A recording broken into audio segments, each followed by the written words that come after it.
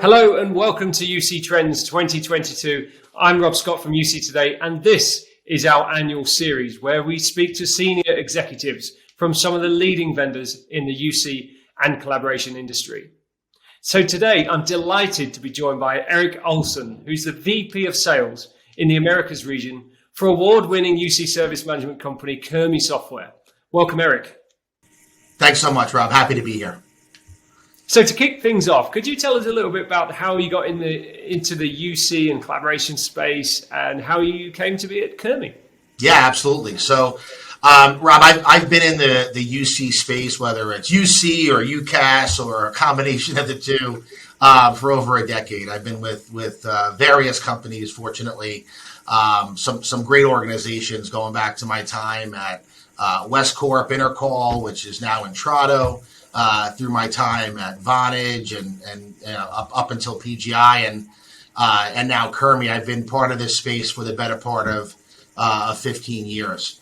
As far as how I got to Kurmi, it's interesting because, whenever you're looking to make or potentially make a move to an organization, one of the things that, I always ask myself is, do they solve a problem, right? Do their products, their solution, does their platform, does it solve a problem?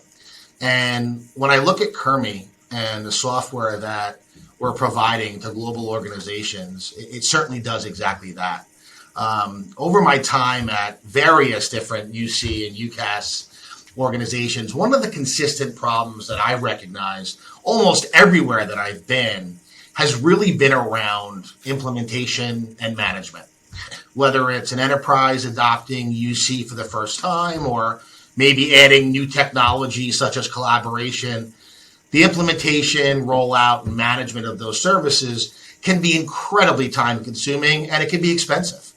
Many seasoned managed service providers struggle with supporting their enterprise level customers. And these are companies with years of experience who have spent millions and millions of dollars on building out world-class service delivery organizations. And even they oftentimes are using antiquated technology that only supports one portion or technology of a UC stack, or in some cases, they're even using manual processes, which are almost by definition expensive and inefficient. So the answer to that question is yes, Kurmi does solve a problem. And then, when I combine that with Kurmi's global reach, presence, best-in-class research and development, as well as my own experience, fortunately being successful in building and developing sales organizations, Kurmi or joining Kurmi was really a no-brainer for me. Great, thanks for that intro. That's perfect. So, leading nicely on from what you've just said, actually around enterprise kind of solutions and whatnot, I'm really keen to kind of talk about workplace trends to start with, and to get kind of from you what you feel has been kind of or had the most significant effect on the industry as a whole in the past kind of year. No, it's a great question, and look, there's no denying it. It's the pandemic, right? When you look at the effect that it's had on, even us, on a personal level, but on workplace trends in general, the impact of the pandemic has really just been incredible. We've seen a tremendous impact on how people are working, how they're collaborating with colleagues and with their customers. And there's been major effects in the technology industry overall, but particularly on unified communications. We not only have new players in the game that maybe 1 or 2 or 3 years ago were maybe small to medium-sized businesses, which are now multi-billion-dollar organizations. But we also have some of the established larger players in the market. And, we all know who their names are, right? They're all partners of ours that are being forced to deliver new technologies in order to meet the demand of their enterprise-level customers. So what does that mean, right? And what's the effect on our industry, on UC and on UCAS? Well, you have workers that are consuming technology in a different way, right? It reminds me a lot of cell phones, right? 7, 8, 10 years ago, when, BlackBerries were the newest or hottest IT trend. and everybody wanted one, everyone had one, and IT organizations absolutely love that, right? It's easy to manage. It was very easy to make secure within an organization. But then lo and behold comes Apple and the iPhone. And in a very short period of time, you had knowledge workers and employees essentially dictating to IT organizations what technology, what end user technology was going to be utilized for communication both within and outside that organization. So we're seeing something similar today in the UC space. So the question is, how do enterprise and managed service providers support their end users or customers in a multi-techno world? That's where a company like Kurmi can come in, right? Our technology, our software, it allows us to partner with enterprise IT organizations, with large-scale managed service providers. We provide software which allows our customers to implement, automate, and manage a real, true multi-technology platform from a single pane of glass. And as this trend continues, I predict there's only going to be more technologies and more companies that are offering communication and collaboration services, which is only going to put more pressure and more responsibility on the enterprise IT organization to be able to manage and deliver those services on a daily basis to their customers and knowledge workers. Yeah, you do indeed provide a vital service, don't you? That kind of pane of glass into all these clouds and all these critical systems and applications. So, and even end to end, right to the workers, no matter where they are. So, it's tell me about a little bit more around your standout moments as a company, across kind of 2020 into 2021. I mean, after winning Best UC Service Management Company or Platform of the Year, I mean, what does that mean for you? And kind of, could you talk us through some of your standout moments from the past year, please? Yeah, sure thing. And first and foremost, on behalf of Kurmi, we want to say thank you to UC today, right? We are incredibly excited to receive what is a very prestigious, highly regarded industry award. The people within this organization over the past year have worked really hard on developing technology and delivering services to our customers that we believe are second to none. And again, super excited to have that recognition from you folks. So thanks again. One of the things in the last 12 months that's just been so positive for us is, just a year ago, we secured a round of financing with a $12 million investment into Kurmi. That's going to allow us to accelerate our growth as well as to continue to expand in all regions of the world. We've been a global organization for years, and we're using that capital now as an opportunity to expand throughout the globe, into the Americas, into Europe, and now even Asia Pacific. We just recently opened up an office in Dubai, which we're incredibly excited about, and we will continue to expand even further east. The investment that we received is really allowing us to continue to invest not only in our technology, but also in our people. I mentioned before that one of the really attractive things about Kurmi that I saw when I decided to join the organization was our incredibly strong research and development organization. And, we're currently a full third of our employees are actually part of a dedicated R&D organization. So we're really proud of that.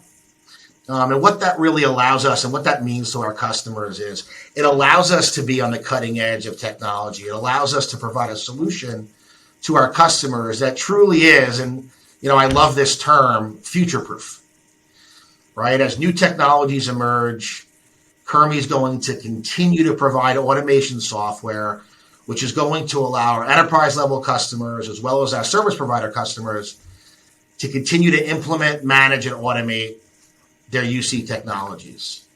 And it's really the development, our investment in technology, our investment in expansion, our investment in growth that we believe is going to solidify Kurmi as the global leader in the UC automation space. That's great. Thanks, Eric. And crystal ball kind of time, in terms of what the future might look like. I mean, for service providers, for end customers, faced with these service management challenges, what's the industry going to be, look like in 2022, do you think? Yeah, it's always hard to have that crystal ball, but there's a few things that we're seeing and we believe are going to be significant as we move forward. So, again, whether it's the pandemic, whether it's just a natural cycle of technology, but we are seeing a significant increase or acceleration to the cloud, right? I mean, cloud's been a buzzword you're in the industry, right? For how long? But we've seen over the past, year or so, a rapid acceleration into the movement to the cloud. Models of consumption, right? Which are cloud-based, subscription-based, those are changing, right? We're seeing enterprise customers who have historically bought and managed a full on-prem solution or had a third party manage everything for them, really look at the way they're consuming technology and looking at, different ways and hybrid approaches to how they're going to support the technology needs of their organization. A trend we're seeing today is customers are expecting to change the way that they buy to the way that they consume, right? So, for Kurmi, it's really important for us, and, we're doing this today. We need to be able to offer this type of capability with different levels of service, different technologies to all of our customer base. Yeah, I think I completely concur with you. I think as we go forward, it's certainly going to become even more complex, isn't it? And certainly UC service management tools like Kurmi plays nicely into solving those problems. So you've shared some really good insights today. Thank you so much for joining me on UC Trends. Eric, stay tuned though. A little bit of fun for you next. We're just going to go through some quick fire questions. How's that sound? Sounds good. Let's go.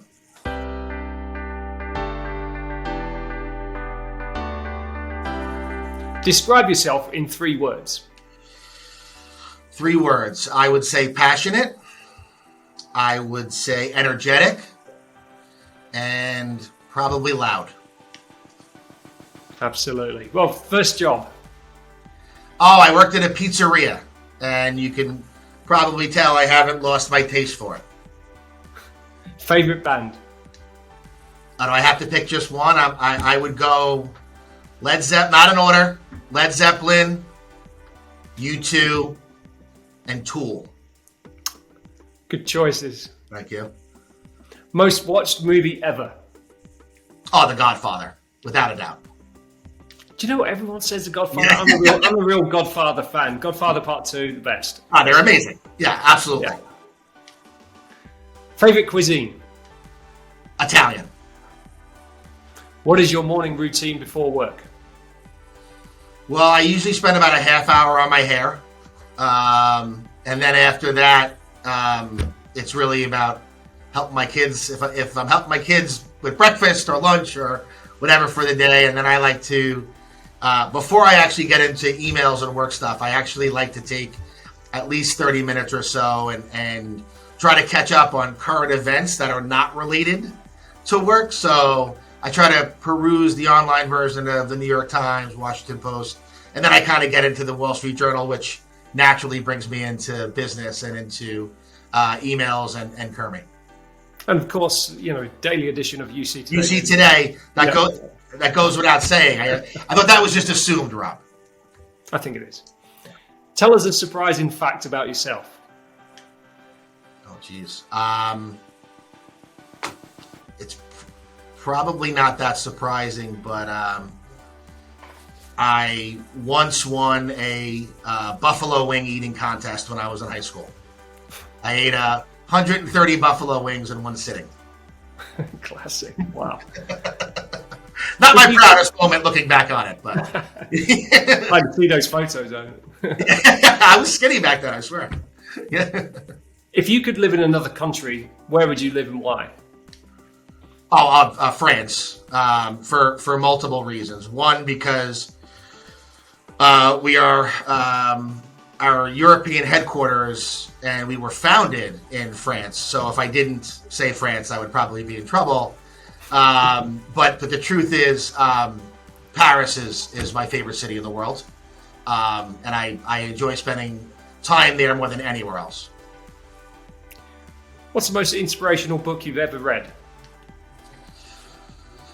So it's a series of books. It was 3 books by an author by the name of William Manchester, who wrote a series, a 3-book series called The Last Lion, which is a biography of Winston Churchill.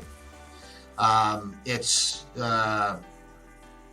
not light reading by any stretch of the imagination, but Churchill is inspirational. I mean, the man literally held a country together just by his mere force of will, after he was the only person for 10 years on what everyone said was the wrong side of history. So incredibly inspirational person.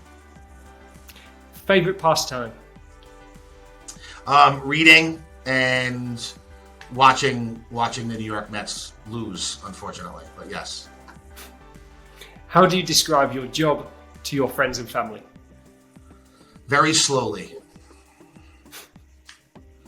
What's worse, ironing or gardening? Oh, ironing. The house is on fire. Which 2 items are you going to save? Nothing material is irreplaceable. So, I make sure my loved ones are out. You can invite anyone to dinner, dead or alive. Who's it going to be? I have to pick more than one.